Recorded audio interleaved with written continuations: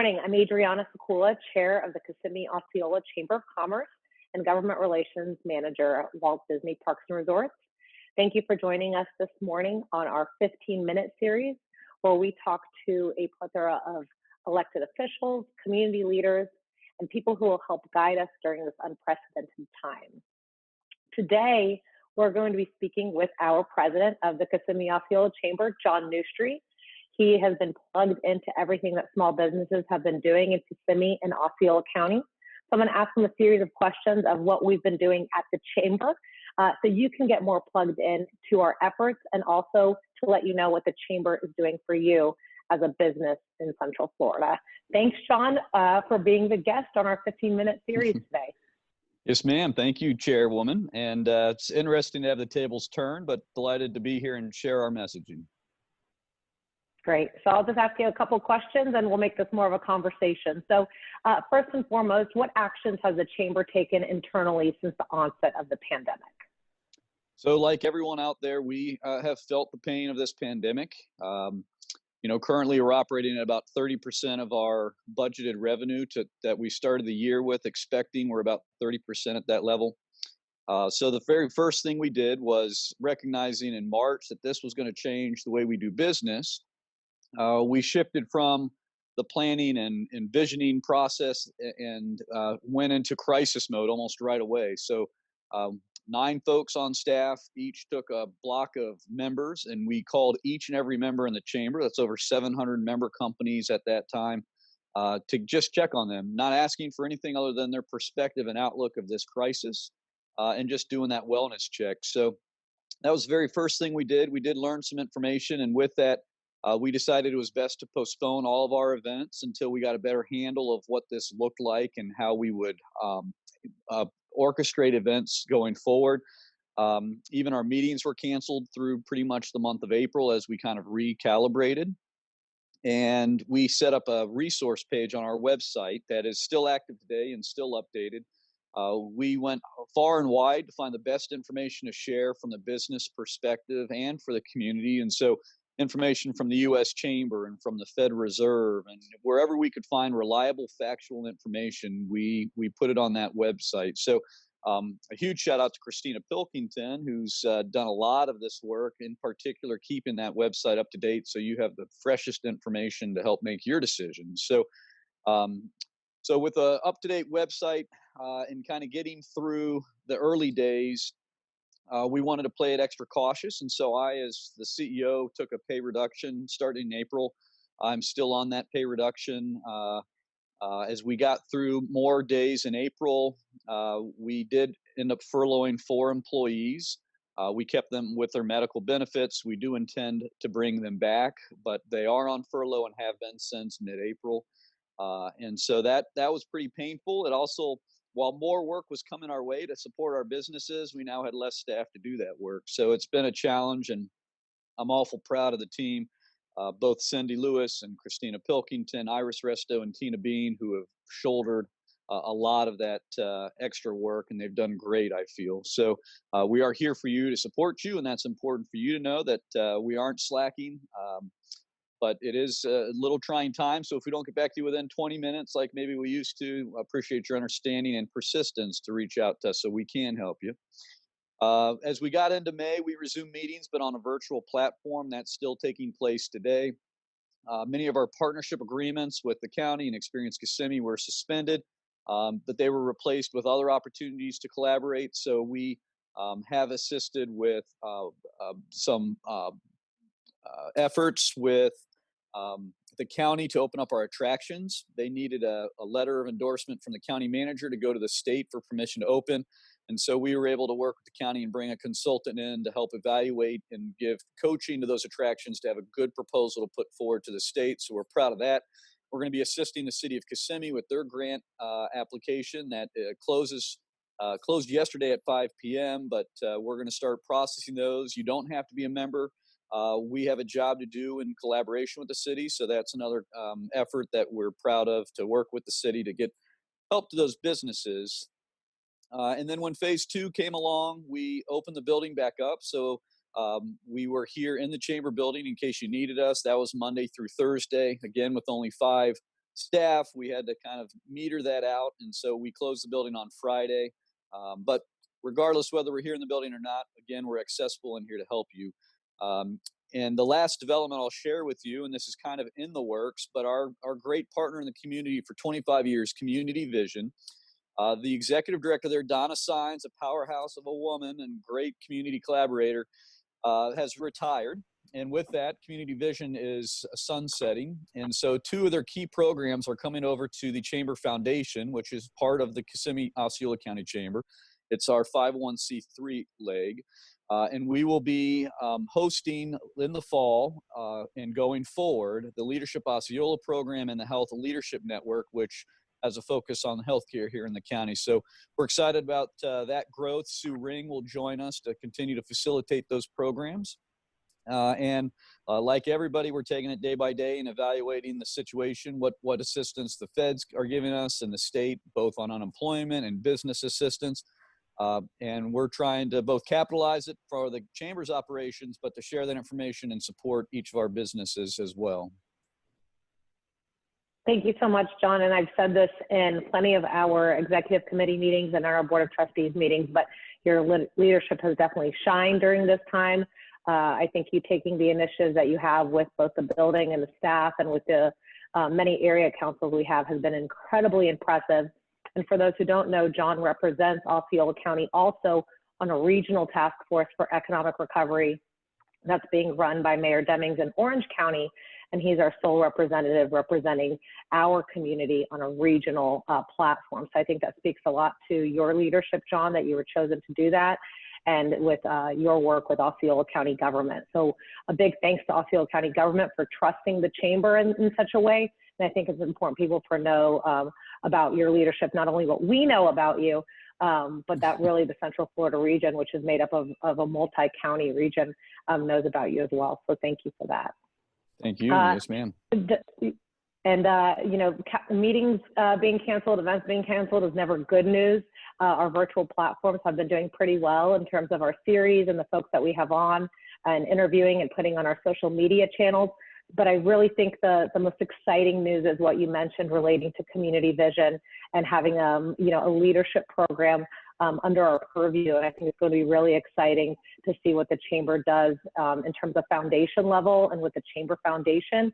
So again, there is silver linings and a few of the things that are happening. And I think this is proof that it's one of them.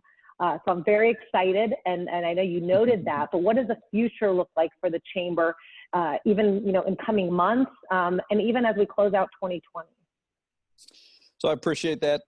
You know, if you get an email from me or any of the staff, in our signature, we have a tagline we started at the start of the pandemic, and it's "A brighter future is near." And, you know, the idea is we're going through some dark skies, some tough times now, but we're learning through it. And, you know, I don't think I can tell you from personal experience, in February, I didn't know what Zoom was. I didn't know how to use Zoom.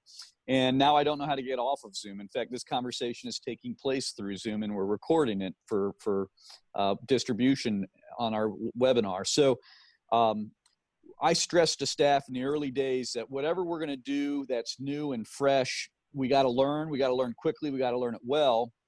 But I only want to implement the things that we're going to carry with us beyond this pandemic. So I didn't want to necessarily just have 5 webinars every week where we just chatted. I wanted to say, let's have impact and share information that the businesses can take away. So for the future, it's really building on what we're going through now. It's probably this weekly webinar we're going to keep even after the pandemic closes out. We'll probably blend in not only in-person meetings of our area councils, but supplement that with some Zoom meetings or Zooming in a guest speaker from out of area who can share their expertise with our membership. So I think that's going to be the most exciting thing, is we've learned so much that we're going to build on for the future.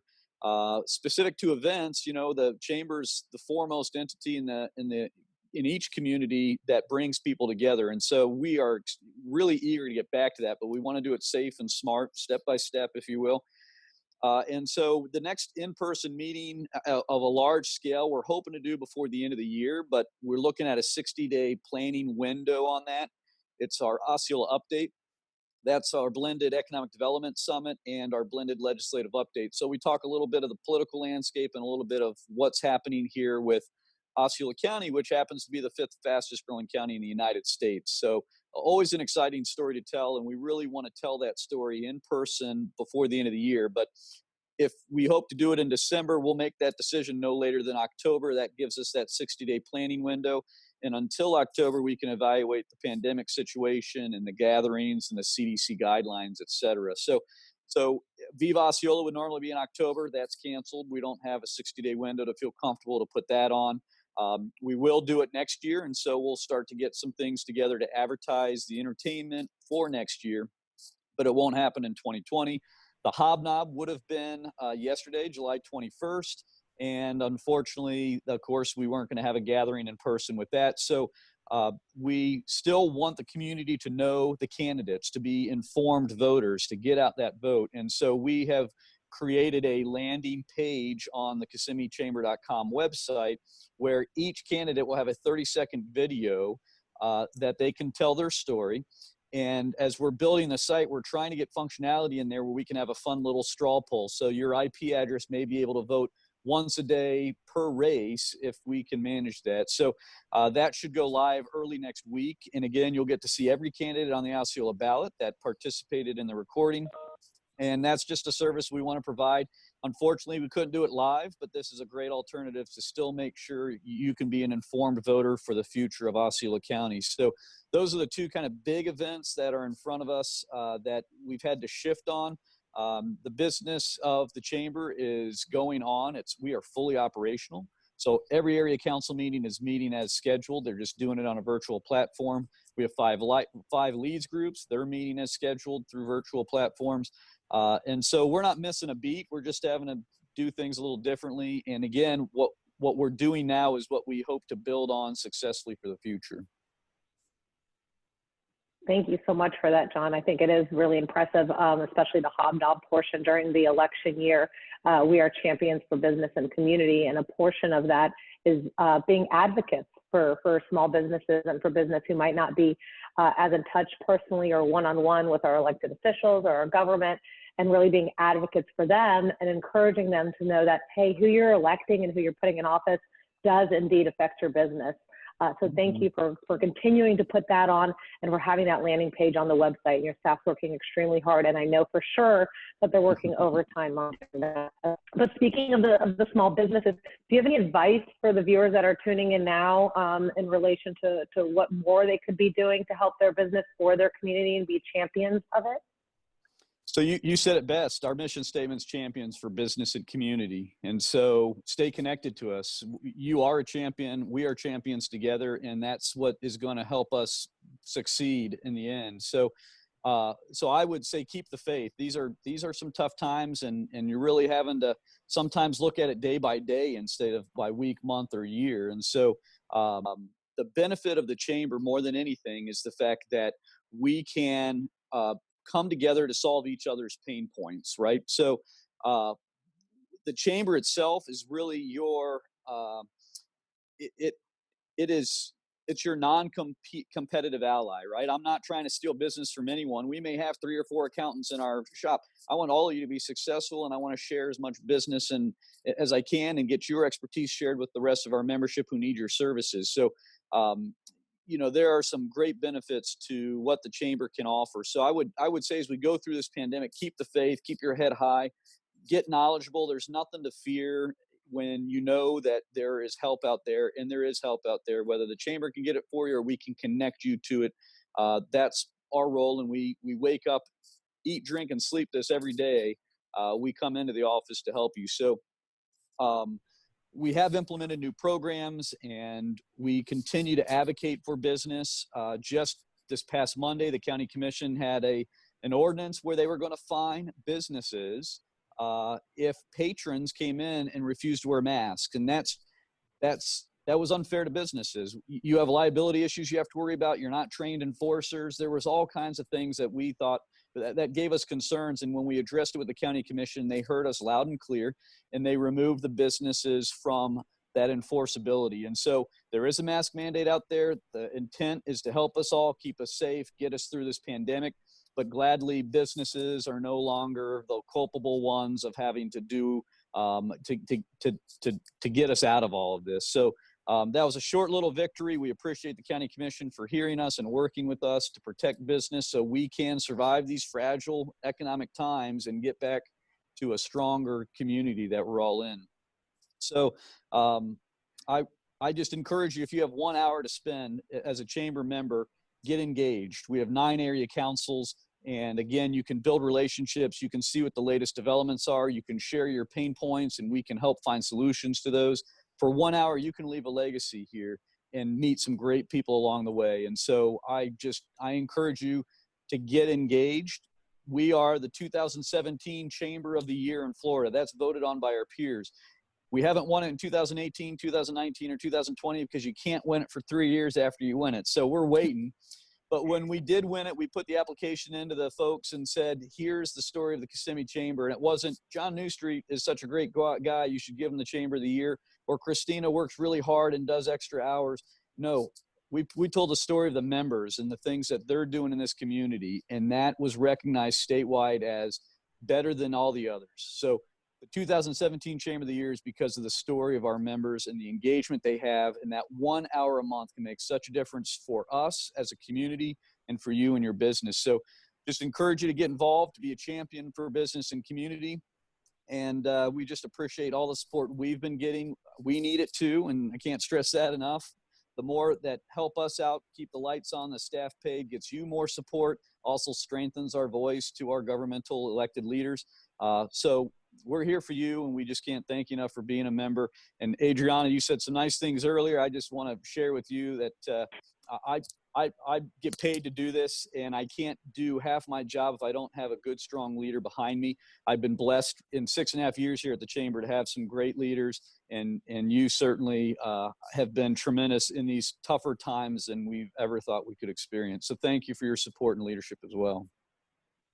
Thank you, John. I'm your favorite chairman of 2020. How about that? That's right. Well, thank you for letting us turn the tables on you and have you in the answer seat. You provide a lot of great context for us and for our members. Definitely get involved. If you get involved even at the end of this 2020 year, you can reap all the benefits of being a part of the reason why we win 2021 Chamber of the Year in the state of Florida. So definitely reach out. You can always reach out to me as well, to John or any of his staff. We thank you for tuning in, and we will see you next Wednesday morning. Thank you.